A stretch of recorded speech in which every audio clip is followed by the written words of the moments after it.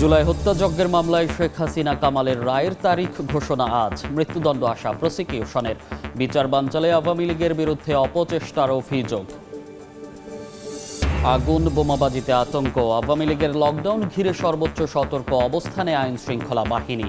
রাজধানীর পথে পথে চেকপোস্ট, গোয়েন্দা নজরদারি। নাশকতা ঠেকাতে রাজপথে বিভিন্ন দল ও সংগঠন। অরাজকতার চেষ্টা হলে একসঙ্গে প্রতিহতের হুঁশিয়ারি নেতাদের। ফ্যাসিবাদের দোসরদেরও ছাড় না দেয়ার হুঁশিয়ারি। জুলাই সনদ ও গণভোট নিয়ে সিদ্ধান্ত আসতে পারে আজ। খসড়া দেখে সই করার সিদ্ধান্ত এনসিপির। দলগুলোকে আস্থায় নিয়েই চূড়ান্ত পরিণতি চায় সরকার। এবং জাতীয় নির্বাচন ঘিরে নিবন্ধিত দলগুলোর সঙ্গে ইসির সংলাপ শুরু। এজেন্ডা ছাড়াই আলোচনায় কমিশন। নিবন্ধন স্থগিত করায় তালিকায় নেই আওয়ামী লীগ।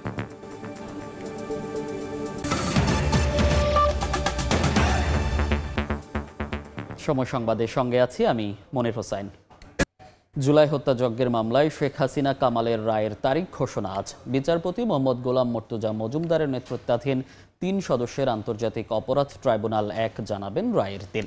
এরই মধ্যে ট্রাইব্যুনালে হাজির করা হয়েছে আসামি থেকে রাজসাক্ষী হওয়া সাবেক আইজিপি চৌধুরী আবদুল্লাহ আল মামুনকে। এই মামলায় শেখ হাসিনা সহ ৩ জনের বিরুদ্ধে হত্যার পরিকল্পনা, প্ররোচনা, উস্কানি সহ ৫টি অভিযোগ আনে ট্রাইব্যুনালের প্রসিকিউশন। এই বছরের ১০ জুলাই শেখ হাসিনা, আসাদুজ্জামান খান কামাল ও চৌধুরী আবদুল্লাহ আল মামুনের বিচার শুরু হয়। ৩ আগস্ট থেকে শুরু হয় সাক্ষ্য গ্রহণ। রাষ্ট্রপক্ষে মোট স্বীকার করে আসামি থেকে রাজসাক্ষী হন চৌধুরী আবদুল্লাহ আল মামুন। উভয় পক্ষের যুক্তিতর্ক উপস্থাপন শেষ হয় ২৩ অক্টোবর। প্রসিকিউশনের প্রত্যাশা শেখ হাসিনা ও কামালের মৃত্যুদণ্ড হবে, আর আসামি থেকে রাজসাক্ষী হওয়া চৌধুরী আবদুল্লাহ আল মামুনকে মুক্তি দেওয়া হবে কিনা সিদ্ধান্ত নেবেন ট্রাইব্যুনাল। জুলাই হত্যাযজ্ঞের মামলায় শেখ হাসিনা কামালের রায়ের তারিখ ঘোষণা আজ। এদিকে কার্যক্রম নিষিদ্ধ আওয়ামী লীগের লকডাউন কর্মসূচি ঘিরে সর্বোচ্চ সতর্ক অবস্থানে আইন শৃঙ্খলা রক্ষা বাহিনী। বিস্তারিত জানাতে এই মুহূর্তে আন্তর্জাতিক অপরাধ ট্রাইব্যুনালে আছেন সহকর্মী আফজাল হোসেন, হাইকোর্ট এলাকায় আতাউর কাউসার, শাহবাগে মাসুদুর রহমান এবং আয়েশা সিদ্দিক সামিয়া। সরাসরি প্রথমে যাচ্ছি ট্রাইব্যুনালে আফজালের কাছে। জুলাই আগস্টের হত্যাযজ্ঞ মামলায় শেখ হাসিনা এবং আসাদুজ্জামান খান কামাল এবং চৌধুরী আবদুল্লাহ আল মামুনের রায়ের দিন ধার্য করা হবে আজকে। এরই মধ্যে সাবেক পুলিশ মহাপরিদর্শক চৌধুরী আবদুল্লাহ আল মামুনকে ট্রাইব্যুনালে হাজির করা হয়েছে। তাকে এখন রাখা হয়েছে ট্রাইব্যুনালের হাজতখানায়। আর চৌধুরী আবদুল্লাহ আল মামুন তিনি আসামি ছিলেন, পরে তিনি রাজসাক্ষী হয়েছেন। তিনি নিজের দায় স্বীকার করেছেন, দোষ স্বীকার করেছেন এবং ক্ষমা চেয়েছেন এবং তিনি সত্য উন্মোচন করেছেন, এমনটি প্রসিকিউশন বলছে। সেই কারণে চৌধুরী আবদুল্লাহ আল মামুনের ভাগ্যে কী ঘটবে সেটি ট্রাইব্যুনালের ওপরই ছেড়ে দিয়েছে প্রসিকিউশন চৌধুরী আবদুল্লাহ আল মামুনের কোনো সাজা চায়নি। আর সাবেক প্রধানমন্ত্রী শেখ হাসিনা এবং সাবেক স্বরাষ্ট্রমন্ত্রী আসাদুজ্জামান খান কামালের সর্বোচ্চ শাস্তি মৃত্যুদণ্ড চেয়েছে প্রসিকিউশন। একই সঙ্গে শেখ হাসিনা এবং আসাদুজ্জামান খান কামালের যে স্থাবর অস্থাবর সম্পত্তি রয়েছে সেগুলো বিক্রি করে শহীদ এবং আহতদের পরিবারকে ক্ষতিপূরণ হিসেবে দেওয়ার একটি আবেদন, সেটিও কিন্তু প্রসিকিউশন যখন যুক্তিতর্ক উপস্থাপন শেষ করে সেদিন তারা জানিয়েছেন। আর প্রসিকিউশন থেকে বারবারই বলা হচ্ছে যে জুলাই আগস্টের যে হত্যাযজ্ঞগুলো হয়েছে সারা দেশে, সেই হত্যাযজ্ঞের মাস্টার মাইন্ড ছিলেন শেখ হাসিনা এবং মাঠ পর্যায়ে শেখ হাসিনার নির্দেশনায় বাস্তবায়ন করেছেন আসাদুজ্জামান খান কামাল, চৌধুরী আবদুল্লাহ আল মামুন, ডিএমপি কমিশনার হাবিবুর রহমান সহ পুলিশের ঊর্ধ্বতন কর্মকর্তারা। সে কারণেই শেখ হাসিনা আসাদুজ্জামান খান কামালের বিরুদ্ধে সুপিরিয়র কমান্ড রেসপন্সিবিলিটি, হত্যাযজ্ঞের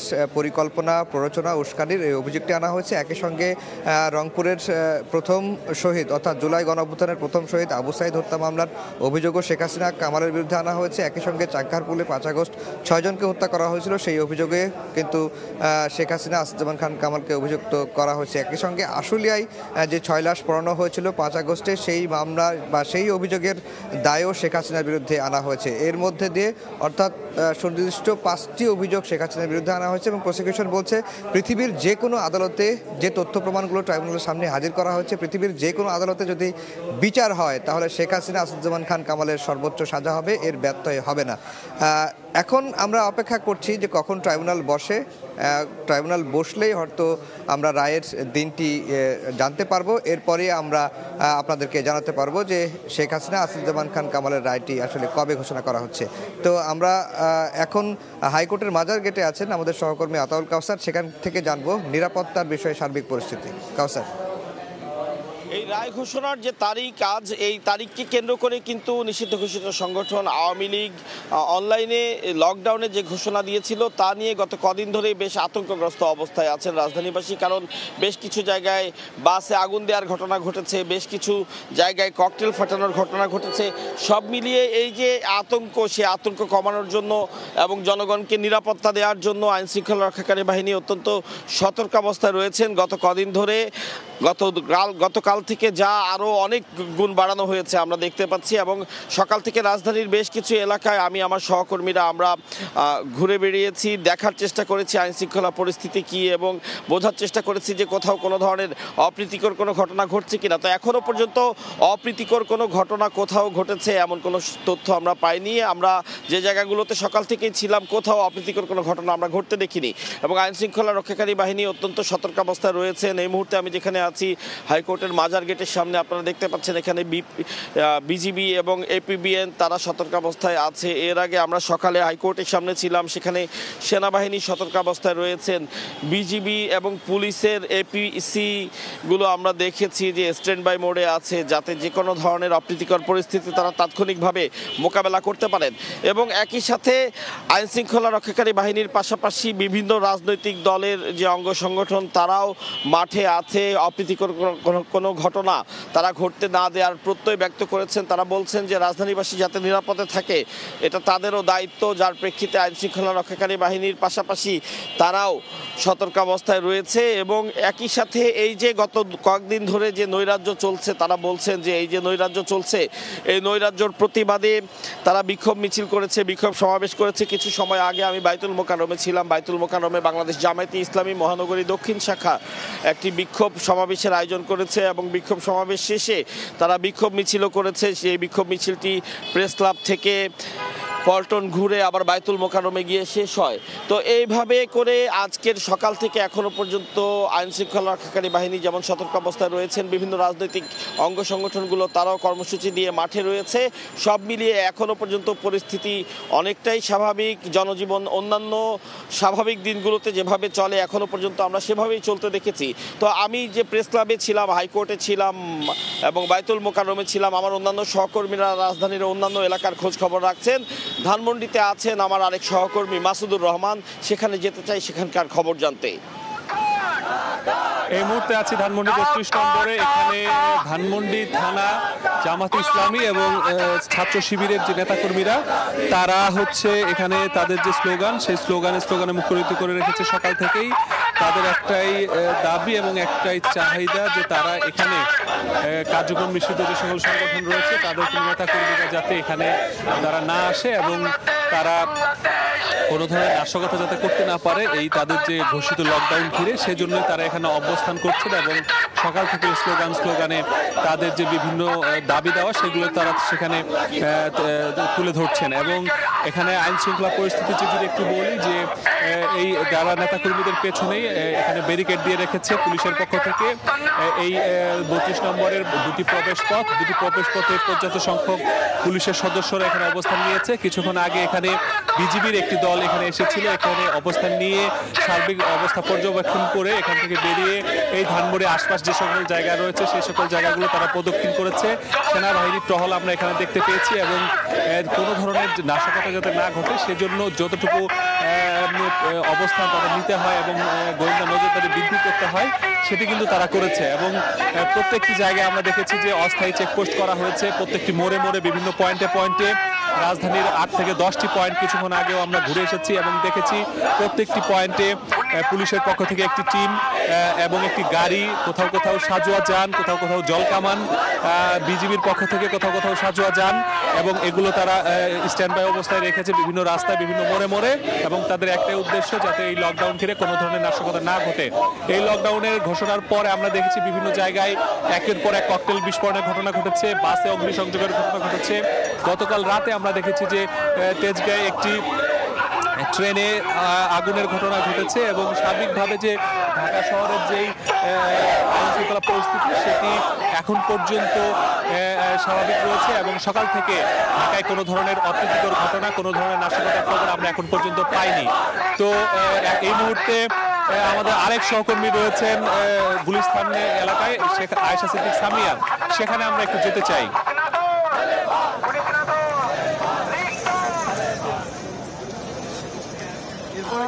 কার্যক্রম নিষিদ্ধ আওয়ামী লীগের অনলাইনে ডাকা লকডাউনের প্রতিবাদে কিন্তু আমরা যেমনটি দেখছিলাম রাজধানীতে নিরাপত্তা জোরদার হয়েছে, পাশাপাশি কিন্তু বিভিন্ন রাজনৈতিক দলের যে কার্যক্রম রয়েছে সেটি কিন্তু আমরা দেখছি সরব অবস্থানে কিন্তু তারা রয়েছেন। এই মুহূর্তে আমরা আছি শহীদ আবরার ফাহাদ এভিনিউতে, যেটি পূর্বে ছিল বঙ্গবন্ধু এভিনিউ, সেই স্থানে কিন্তু আমরা আছি। এর ঠিক সামনে যেটি আওয়ামী লীগের কার্যালয় ছিল সেটি সামনে কিন্তু অবস্থান করছে বাংলাদেশ ইসলামী ছাত্র শিবিরের যে ছাত্ররা আছে তারা, এবং আমরা দেখছি লাঠি সোটা নিয়ে তারা বেশ সরব অবস্থানে কিন্তু এখানে আসলে অবস্থান করছেন। তারা এই যে আওয়ামী লীগের কার্যালয়টি রয়েছে পূর্বের, সেই কার্যালয়ের সামনে কিন্তু অবস্থান করছে এটি নিশ্চিত করার জন্য যাতে আওয়ামী লীগের কোনো কর্মী এখানে এসে লকডাউনের যে কর্মসূচি সেটা সফল করতে না পারে সেটি নিশ্চিত করার জন্যই কিন্তু তারা আসলে সরব অবস্থানে রয়েছেন।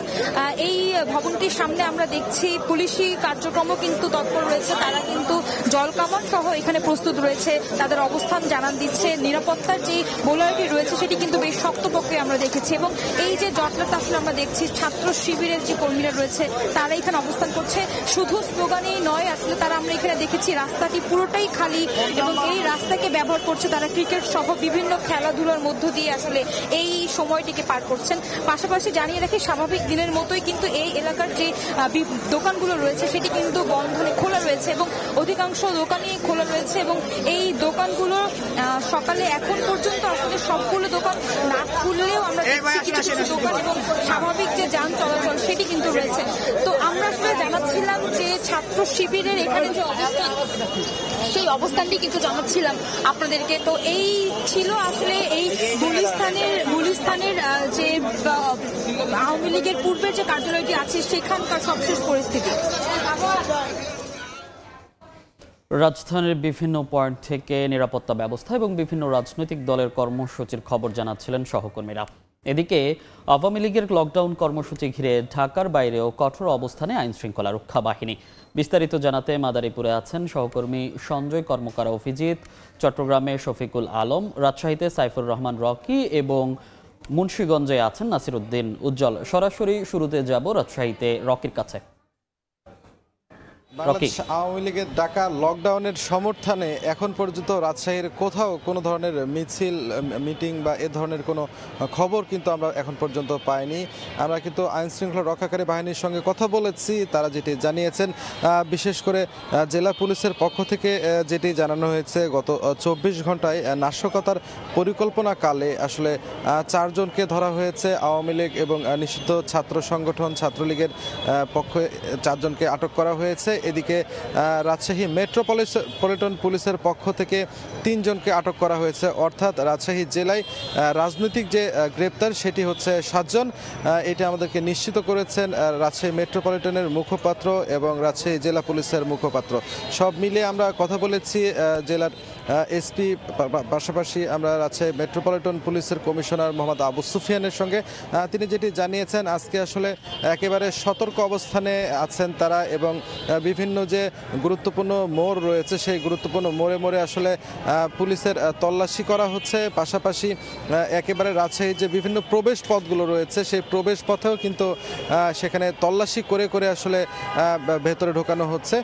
সব মিলে বিভিন্ন গাড়িতে তল্লাশি করা হচ্ছে। আপনারা দেখতে পাচ্ছেন এখানে বেশ কিছু বাংলাদেশ জামায়াতে ইসলামের আসলে নেতাকর্মী তারা কিন্তু অবস্থান নিয়েছেন বিভিন্ন মোড়ে মোড়ে। কিছুক্ষণ আগে তাদেরকে আমরা দেখেছি মোটরসাইকেলে করে বিভিন্ন এলাকায় তারা কিন্তু শোডাউন দিচ্ছেন, যাতে করে এই আওয়ামী লীগ বা নিষিদ্ধ ছাত্রলীগের পক্ষ থেকে কোনো ধরনের কোনো মানে মিছিল বা মিটিংয়ের কোনো কর্মসূচি দিতে না পারে, সেই জন্য কিন্তু কঠোর অবস্থানে আছেন। সব মিলে একেবারে কিন্তু একটি বলা চলে যে কঠোর নিরাপত্তা বলয় কিন্তু রাজশাহীতে গড়ে তোলা হয়েছে, যাতে কোনো ধরনের কোনো অপ্রীতিকর ঘটনা না ঘটে, সেই জন্য কিন্তু এই করা হয়েছে। পাশাপাশি আমরা র্যাবের পক্ষ থেকেও বিভিন্ন টহল জোরদার দেখেছি। তো এই ছিল আমার কাছে রাজশাহী থেকে সর্বশেষ। এখন আমরা চলে যাচ্ছি মুন্সিগঞ্জে সহকর্মী উজ্জ্বলের কাছে।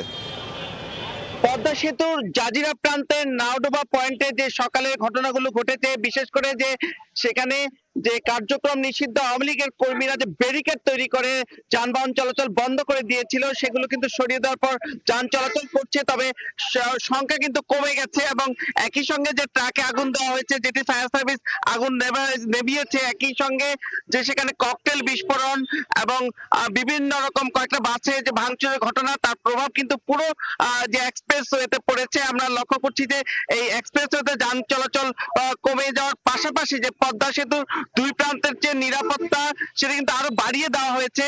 একই সঙ্গে কিন্তু পদ্মা সেতুর যে মাওয়া পয়েন্টের যে জাজিরা এলাকায়, সেখানে কিন্তু বিএনপির নেতা কর্মীদের একটি অবস্থান লক্ষ্য করা যাচ্ছে এবং তারা কিন্তু সেখানে যানবাহন চলাচল স্বাভাবিক রাখার ঘোষণা দিয়েছেন। একই সঙ্গে যে মুন্সিগঞ্জের যে ঢাকা চট্টগ্রাম মহাসড়কের যে ভবেরচর এলাকা রয়েছে, সেই মুন্সিগঞ্জের ভবেরচর এলাকায় কিন্তু ভোর রাতে আকিজ পেপার মিলের যে একটি ট্রাক, সেটিতে আগুন ধরিয়ে দেওয়া হয় এবং সে কারণে ঢাকা চট্টগ্রাম মহাসড়কের মুন্সিগঞ্জ এলাকায় কিন্তু নিরাপত্তা বাড়িয়ে দেওয়া হয়েছে। একই সঙ্গে মুন্সিগঞ্জ শহর এবং আশপাশের এলাকা সহ মুন্সিগঞ্জ ঢাকা সড়ক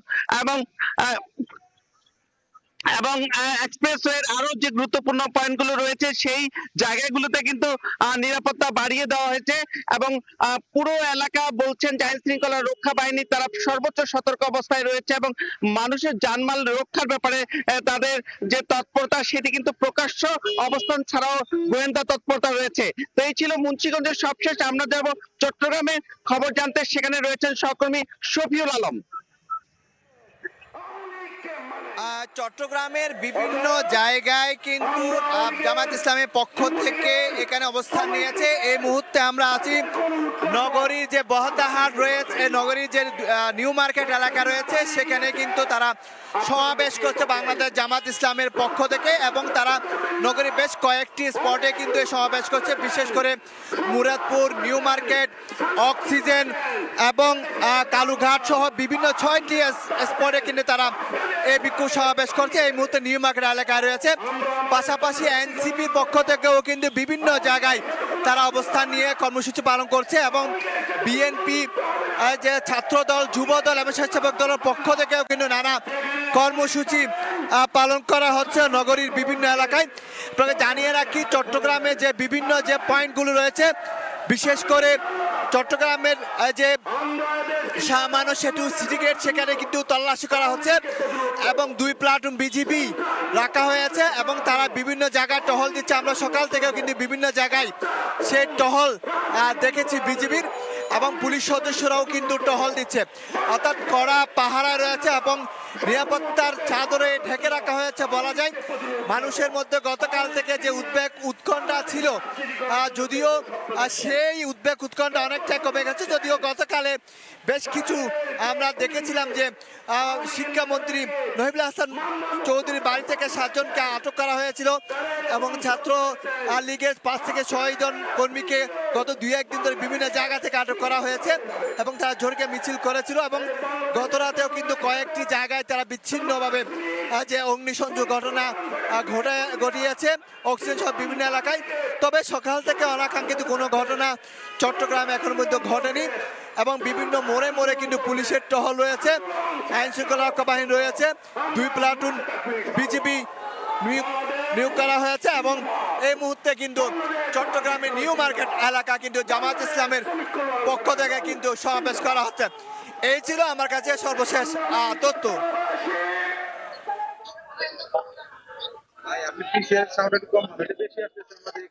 মাদারীপুরের শিবচরের শেষ সীমানা এলাকায় পদ্মা সেতুর খুব কাছাকাছি এলাকায় সকালে কিন্তু একটি চিনি বোঝাই ট্রাকে আগুন দিয়েছে দুর্বৃত্তরা এবং সেটি প্রতিহত করতে গেলে পদ্মা সেতু দক্ষিণ থানা পুলিশের গাড়ি ভাঙচুর করেছে দুর্বৃত্তরা। আমরা বেশ কিছু স্থানে খোঁজ খবর নিয়ে জানতে পেরেছি যে ভোর থেকে কিন্তু নিষিদ্ধ ঘোষিত ছাত্রলীগের নেতাকর্মীরা খন্ড খন্ড মিছিল নিয়ে বিভিন্ন এলাকায় জড়ো হয়। তারা ঢাকা ভাঙ্গা এক্সপ্রেসওয়ে এবং ঢাকা বরিশাল মহাসড়কের বিভিন্ন প্রান্তে তারা কিন্তু যে যানবাহন বন্ধ করে দেওয়ার জন্য গাছের গুঁড়ি ফেলে এবং পরবর্তীতে পুলিশ এবং র্যাব আইন শৃঙ্খলা বাহিনীর বিপুল পরিমাণ সদস্য তারা কিন্তু ঘটনাস্থলে এসে পরিস্থিতি মোতায়েন করে। আমরা কিছু সময় আগে মাদারীপুরের পুলিশ সুপার মোহাম্মদ নাইমুল হাসানের সাথে কথা বলেছিলাম। তিনি আমাদেরকে জানিয়েছেন যে পরিস্থিতি নিয়ন্ত্রণে তারা মাঠে রয়েছেন নির্বাহী ম্যাজিস্ট্রেটকে সঙ্গে নিয়ে এবং বর্তমানে যান চলাচল স্বাভাবিক আছে। তবে যখন ঢাকা ভাঙ্গা এক্সপ্রেসওয়েতে ওর পাশে যে সীমানা এলাকা সেখানে যে ট্রাকে আগুন দিয়েছিল দুর্বৃত্তরা তারপর কিন্তু একটু আতঙ্ক ছড়িয়ে পড়ে। পরবর্তীতে যখন প্রশাসন এসে পরিস্থিতি নিয়ন্ত্রণে তারপর কিন্তু যান চলাচল স্বাভাবিক হয়। বর্তমানে ঢাকা ভাঙ্গা ঢাকা ভাঙ্গা এক্সপ্রেসওয়ে এবং ঢাকা বরিশাল মহাসড়কে কিন্তু যান চলাচল স্বাভাবিক রয়েছে। এছাড়া বিপুল সংখ্যক আইন শৃঙ্খলা বাহিনী মোতায়েন করা হয়েছে। তারা কিন্তু সড়ক এবং মহাসড়কে কিন্তু টহল দিচ্ছে। সকালে এবং ভোরে বেশ কিছু স্থানে যেহেতু নিষিদ্ধ ঘোষিত ছাত্রলীগের নেতাকর্মীরা মিছিল করেছে এবং টায়ার জ্বালিয়েছে, তো পরবর্তীতে কিন্তু তারা পুলিশের উপস্থিতি টের পেয়ে তারা সরে গেছে। সবকিছু মিলে বলা যায় যে বর্তমানে মাদারীপুর জেলায় কোথায় কোনো অপ্রীতিকর ঘটনার খবর নেই এবং সকালে যে গাড়িতে আগুন দেওয়া হয়েছিল সেটাই ছিল সবশেষ। তো এই ছিল আমার কাছে আওয়ামী লীগের ডাকা যে নিষিদ্ধ আওয়ামী লীগের ডাকা যে লকডাউন তার সবশেষ খবর। নিরাপত্তা ব্যবস্থার খবর জানাতে সরাসরি যুক্ত ছিলাম মাদারীপুর, চট্টগ্রাম, মুন্সিগঞ্জ এবং রাজশাহী থেকে। কার্যক্রম নিষিদ্ধ আওয়ামী লীগের লকডাউন ঘিরে নাশকতা ঠেকাতে রাজপথে বিভিন্ন দল ও সংগঠনের নেতাকর্মীরা। অরাজকতার চেষ্টা হলে একসঙ্গে প্রতিহতের হুঁশিয়ারি দিয়েছেন তারা। সকালে ঢাকা কলেজ থেকে মিছিল বের করে কেন্দ্রীয় ছাত্র শিবির। মিছিলটি ঢাকা বিশ্ববিদ্যালয়ের টিএসসিতে গিয়ে শেষ হয়। সংক্ষিপ্ত সমাবেশে নেতারা বলেন, পালিয়ে যাওয়া শেখ হাসিনার নির্দেশে কেউ নাশকতার চেষ্টা করলে প্রতিহত করবেন তারা। নব্য ফ্যাসিস্টদেরও রুখে দেওয়ার হুঁশিয়ারি দেন নেতারা। এদিকে ধানমন্ডি ৩২ নম্বরে অবস্থান নিয়েছে জামাতে ইসলামী ও ছাত্র শিবিরের নেতাকর্মীরা। বাইতুল মোকাররমে সমাবেশ করেছে জামাত। বিদেশে বসে কর্মসূচির মাধ্যমে দেশকে অস্থিতিশীল করার চেষ্টা রুখে দেওয়ার হুঁশিয়ারি দেন নেতারা। এদিকে শাহবাগে অবস্থান নিয়েছেন ইনকিলাব মঞ্চের নেতাকর্মীরা। আওয়ামী লীগের লকডাউন সাধারণ মানুষ সফল হতে দেবে না বলে জানান নেতারা। বাংলাদেশে খুনি হাসিনা তার দূষরদের নিষিদ্ধ আওয়ামী লীগ, ছাত্রলীগ, যুবলীগ তাদের রাজনীতি 5 আগস্ট ক্লোজ হয়ে গেছে। কোন পর্যায়ে কর্মী বেঁচে থাকতে এই বাংলাদেশ আর সন্ত্রাসীদেরকে আমরা ফিরতে দেব না ইনশাআল্লাহ। একটা অনলাইনে লকডাউন করতেছে, একজন দিল্লিতে, তার ছেলে আমেরিকায়। ওই ফ্যাসিবাদকে কোনোভাবেই আমরা সমর্থন করি নাই। সময় সংবাদে আরো থাকছে। লেখক ও নাট্যকার হুমায়ুন আহমেদের জন্মদিন আজ। মৃত্যুর 13 বছরও এক বিন্দু কমেনি জনপ্রিয়তা। নুহাশপল্লীতে স্বজন ও ভক্তদের নানা আয়োজনে স্মরণ।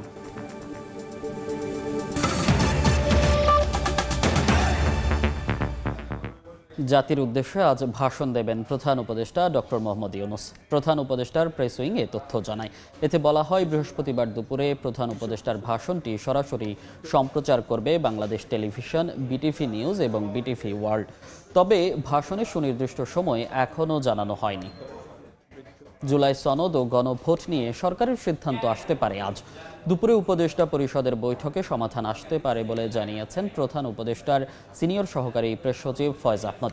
দলগুলোকে আস্থায় নিয়েই চূড়ান্ত পরিণতির দিকে যেতে চায় সরকার। এদিকে আদেশের খসড়া দেখে সই করার সিদ্ধান্ত এনসিপির। মুক্তিযুদ্ধকে খাটো করার অভিযোগে সই না করার সিদ্ধান্তে অনড় বামজোট। হাসান ওয়ালির রিপোর্ট। দীর্ঘ আলোচনাতেও জুলাই সনদ বাস্তবায়ন প্রক্রিয়া নিয়ে মেলেনি সমাধান। নোট অফ ডিসেন্ট বাদ দেওয়া সহ বিভিন্ন সুপারিশ নিয়ে প্রতারণার অভিযোগ বিএনপির। এদিকে আগে গণভোট ও পেয়ারের সুরাহা না পেয়ে রাজপথে জামায়াত সহ সমমনারা, এমনকি ভিন্ন কারণে সনদে সই করেনি এনসিপি ও বাম জোট। সনদের আইনি ভিত্তি ও প্রধান উপদেষ্টার সইয়ের নিশ্চয়তা ছাড়া সনদে সই করতে নারাজ এনসিপি। এদিকে মুক্তিযুদ্ধকে খাটো করার অভিযোগে সই করেনি বাম জোট। মুক্তিযুদ্ধের ইতিহাসটা সঠিক ইতিহাস তুলে ধরা নেই পটভূমির মধ্যে। সেখানে অঙ্গীকারনামার মধ্যে রাষ্ট্রীয় 4 মূলনীতি, যেটা মুক্তিযুদ্ধের পরবর্তী সময়ে সেখানে 72-এর সংবিধানে সন্নিবেশিত হলো, সেটা বাদ দিতে চাইলো। এগুলোর মধ্যে তো মুক্তিযুদ্ধকে বাদ দিতে চায়। অবশ্যম্ভাবীভাবেই এই জিনিসটা মানুষের কাছে প্রতীয়মান হয়। প্রধান উপদেষ্টাকে এটা জারি করতে হবে। চুপ্পুর এটা জারি করার কোনো রাজনৈতিক, আইনি কিংবা নৈতিক কোনো ভিত্তি নাই। দ্বিতীয় কথা হচ্ছে যে গণভোটকে বাধ্যতামূলক করতে হবে, মানে গণভোটের উপর পরের পার্লামেন্ট আর ছড়ি ঘোরাতে পারবে না। এই দুটো জিনিস যদি নিশ্চয়তা থাকে বা সরকার যদি দুটো ব্যাপারে ফার্ম সিদ্ধান্ত নেয়, তাহলে আমরা স্বাক্ষর করব। প্রধান উপদেষ্টার প্রেস উইং বলছে, মৌলিক বিষয়ে দলগুলো নোট অফ ডিসেন্ট রাজনৈতিক সংকট তৈরি করছে। সব দলকে আস্থায় রেখে সনদ বাস্তবায়নের আশায় অন্তর্বর্তী সরকার। 48টা পয়েন্টের মধ্যেও 15টা ইস্যুতে, সেগুলি মৌলিক বেশ কিছু আছে, সেগুলিতে নোট অফ ডিসেন্ট রয়েছে।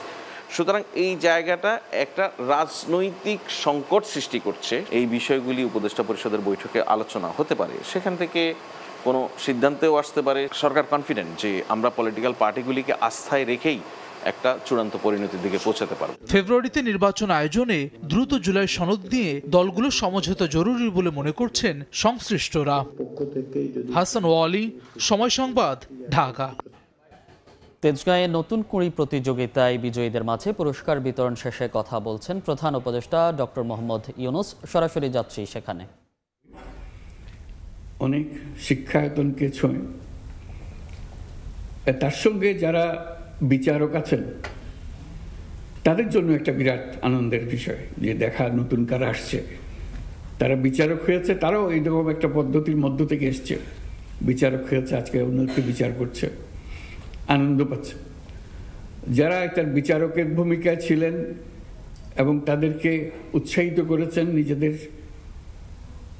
সময় দিয়ে, নিজেদের মেধা দিয়ে তাদেরকে সাহায্য করেছেন, তাদেরকে আমরা একটা জোরে হাততালি দিই, কারণ তাদের মাধ্যমে পুরো জিনিসটা হচ্ছে।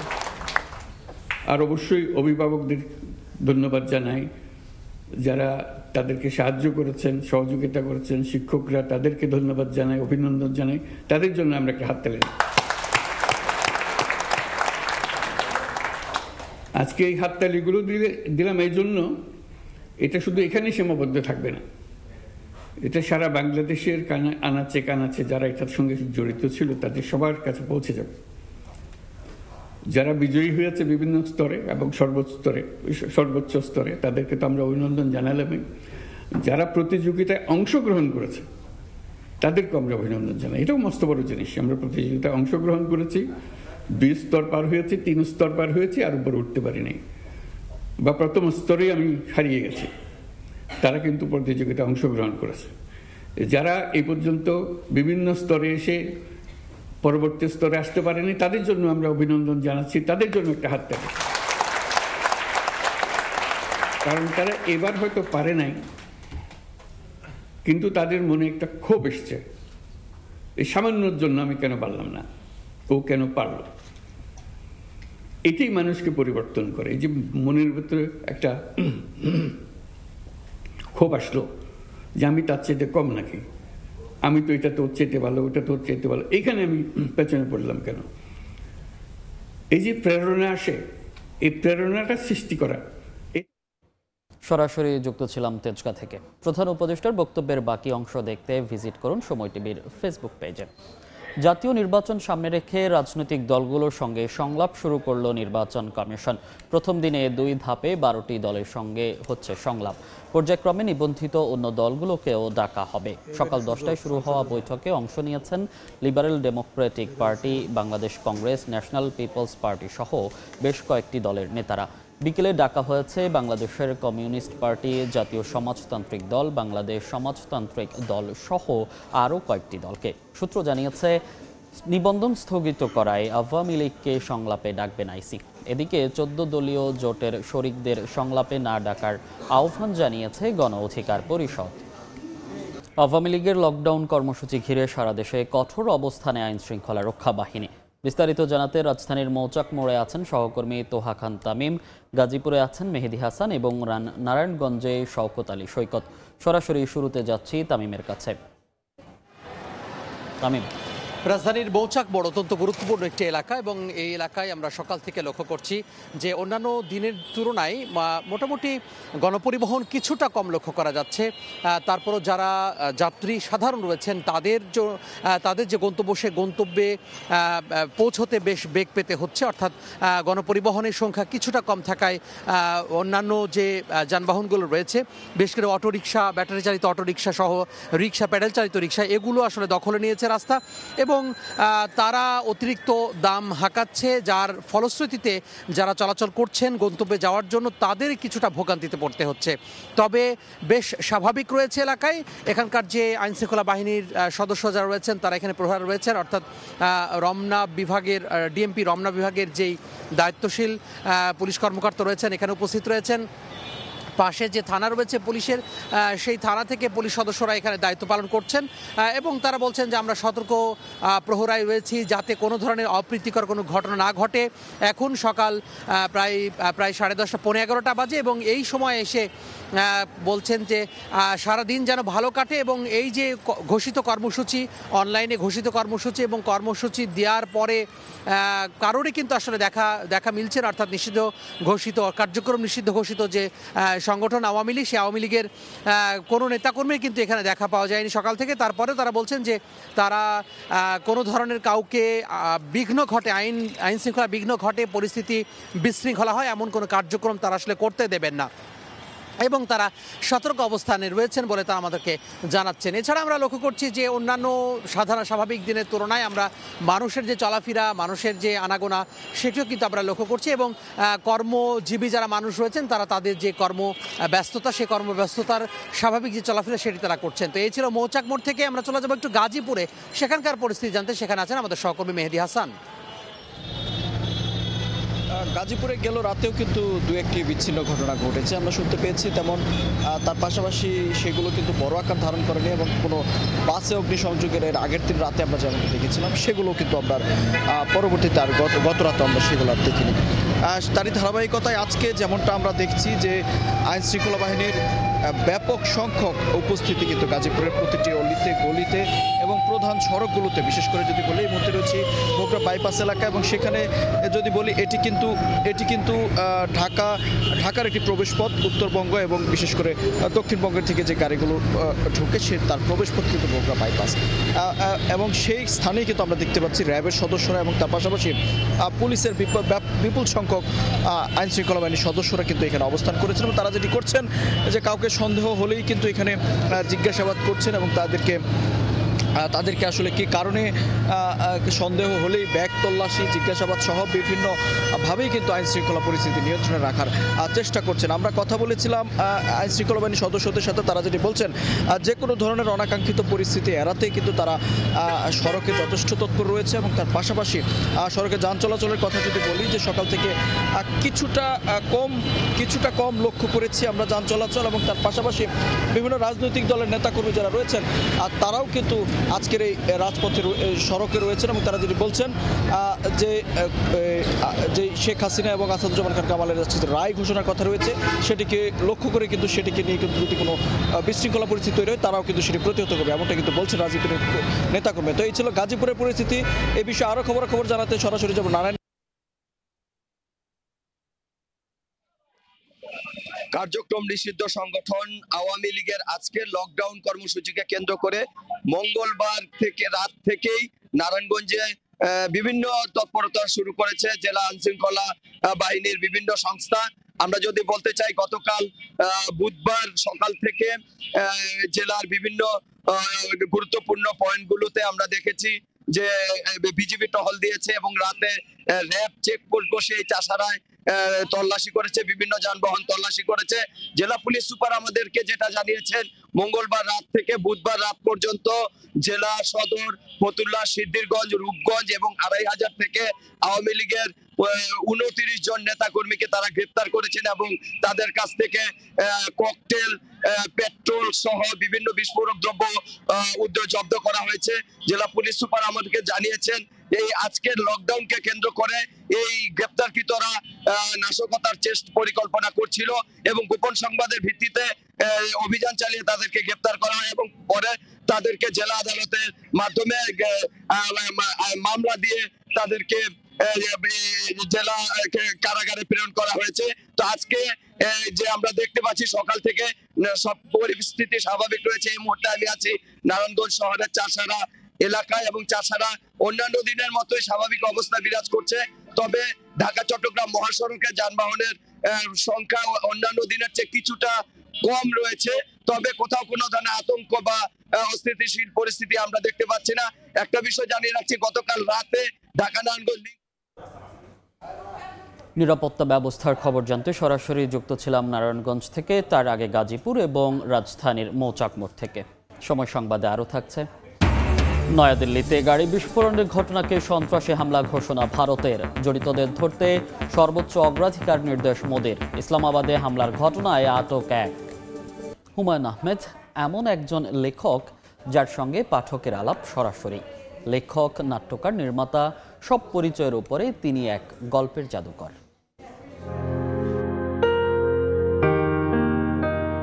তার গল্পের সময় শুধু জীবন্ত নয়, সেই সময় হয়ে ওঠে মানব মনের গহীনের আর্তনাদ। জীবনের ছোট ছোট ঘটনাও অসাধারণ হয়ে উঠেছে তার জাদুর ছোঁয়ায়। তার লেখনীর চুম্বক আকর্ষণ ছেড়ে পাঠক যেতে পারেন না কোথাও। কয়েক প্রজন্মকে বই, নাটক, সিনেমায় মুগ্ধ করে রাখা সেই সৃজনশীল মানুষটির জন্মদিন আজ। বাংলাদেশে হুমায়ুন আহমেদের মতো জনপ্রিয় লেখক এখনো নেই।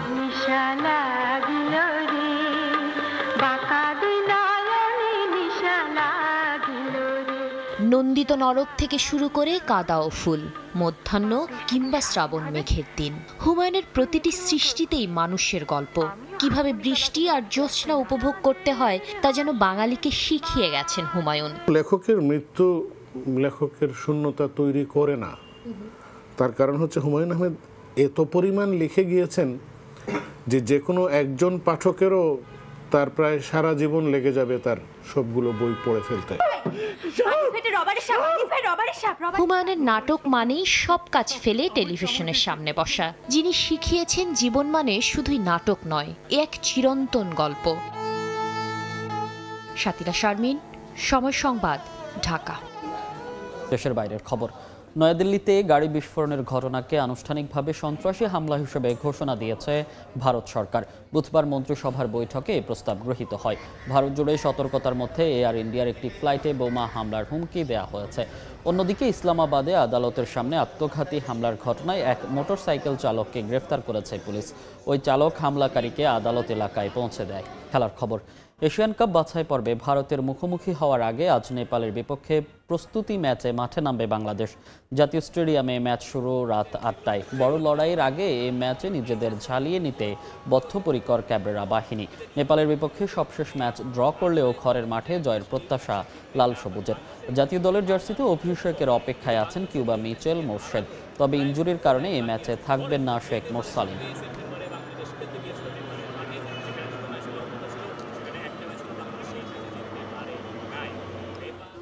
এই ছিল সকাল 10টার সময় সংবাদে। এরপর এ সময়ের বাণিজ্যের সঙ্গে থাকবেন সহকর্মী কাজল আব্দুল্লাহ। ধন্যবাদ মনির। এ সময় বাণিজ্য নিয়ে আসছে কিছুক্ষণ পরে, সঙ্গে থাকুন সময়ের।